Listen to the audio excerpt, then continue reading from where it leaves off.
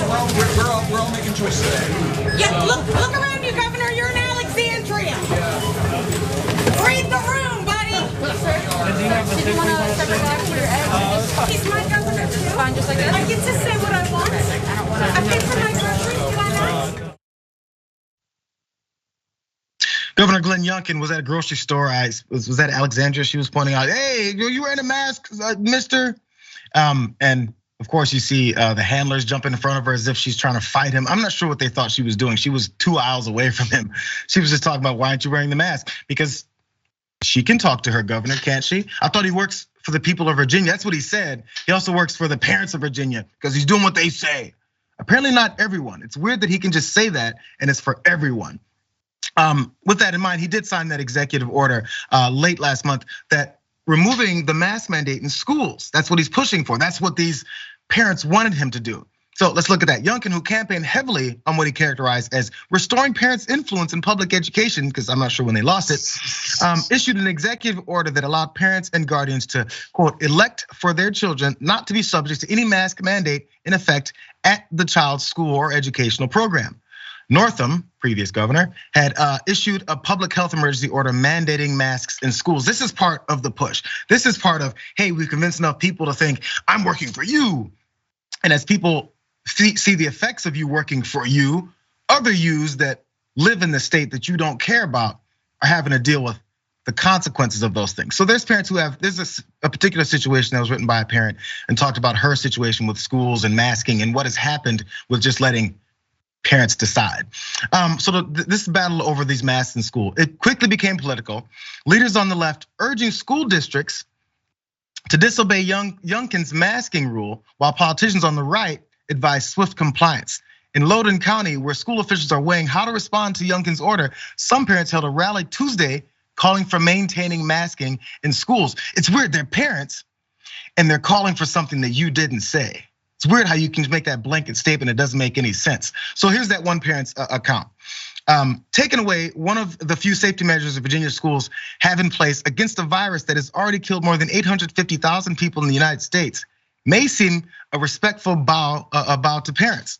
In reality, it's a blatant disregard for the youngest and most vulnerable among us. It is accepting that children will be more likely to pass the virus on to classmates and educators, and that they will take it home to relatives who may not get a mild case. So she went on to talk about how then they allow parents to think, hey, if your kid tests positive, they don't necessarily have to keep them out for the amount of time that would allow them to not be contagious anymore. Send them back. There's not reporting about who and where the dangers are within the school, because they just don't have to. So where are the rights of the parents who don't want it? What if their child does survive? Fine, you know what? I don't want my child to get COVID just because you wanna say so. It continues down this same road of, hey, I'm a Republican governor, so anybody who agrees with me are the only people that I'm going to represent. Why does that work that way, Waz? Well, it's funny because the school situation was definitely an issue that was pointed to after he won that race, just the idea that parents were kind of sick of COVID mandates. And I think just anecdotally from the parents in my life who are on both sides of the left-right divide, I think parents just want their kids in school, not home, which I think most parents can agree on that. As far as the masks and how they decide to manage this while the kids are in school, I think reasonable minds can come to disagreements here. But something like this, I think, needs to be resolved by all parties involved, meaning the school administrations and the parents in concert with one another.